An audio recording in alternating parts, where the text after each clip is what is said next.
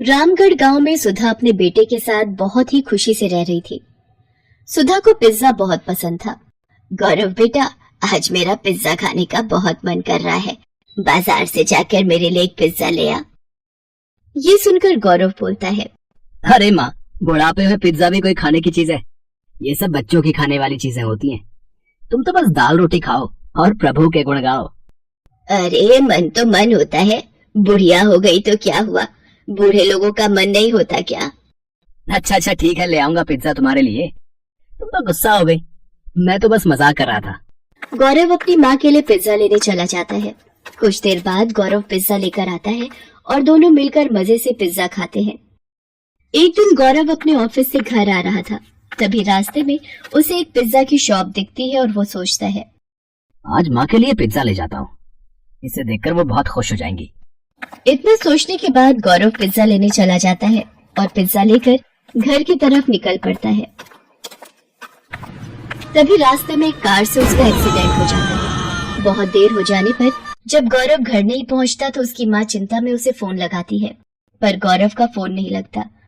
कुछ समय बाद सुधा को एक अनजान नंबर से फोन आता है और गौरव के मरने की खबर मिलती है। ये खबर सुनते ही सुधा के पैरों तले जमीन खिसक जाती है और वो फूट फूट कर रोने लगी और कहती है, हे भगवान, ये अचानक क्या हो गया? मेरे बुढ़ापे का इकलौता सहारा मेरा बेटा ही था, वो भी तूने छीन लिया। अब मैं किसके सहारे जिंदा रहूंगी? उसकी यह हालत देख पड़ोसी उसे सांत्वना देकर चले जाते हैं। सुधा अपने बेटे की चिता को जला देती है। अब वो बिल्कुल अकेली हो जाती है।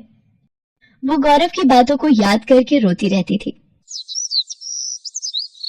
बेटे के मर जाने के बाद सुधा के घर की हालत बिगड़ने लगी थी।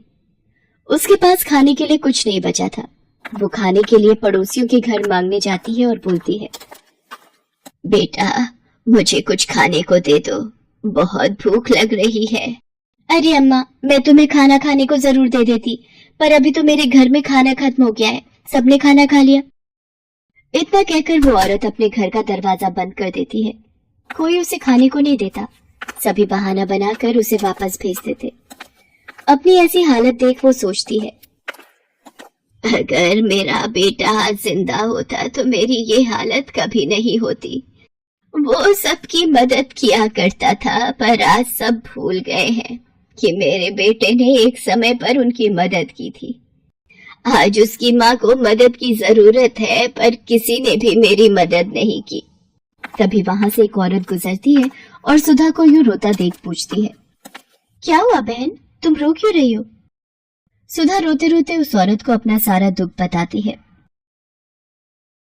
क्या बताऊं बहन, मेरे बेटे के मरने के बाद मुझ बेसहारा का इस दुनिया में अब कोई नहीं है।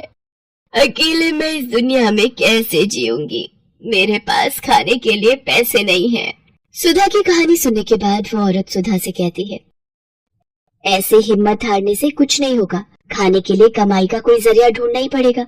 आजकल तो खाने पीने की इतनी सारी चीजें आ गई हैं और उन्हें बनाना भी आसान हो गया है। जो भी तुम्हें पसंद हो, जो भी तुम्हें आता हो, उसे बनाकर बेचने लगो। इतना बोलकर वो औरत वहां से चली जाती है। सुधा अब सोचती है कि वो ऐसा क्या काम करे। अचानक उसे पिज्जा का ख्याल आता है और वो बोलती है, क्यों ना मैं पिज्जा बनाकर बेचूं, इससे कुछ पैसे भी घर में आ जाएंगे। सुधा के पास अपने कुछ जेवर रखे होते हैं, उन्हें बेचकर वो अपने घर के आगे पिज्जा का एक छोटा सा ठेला खोलती है और पिज्जा बनाकर बेचने लगती है। धीरे धीरे उसका बनाया पिज्जा पूरे गांव में मशहूर हो जाता है और सुधा अब एक बड़ी दुकान खोल लेती है। धीरे धीरे उसकी दुकान बढ़िया चलने लगती है और वो अमीर बन जाती है। एक दिन उसकी दुकान पर एक छोटा बच्चा आता है और उससे खाना मांगता है।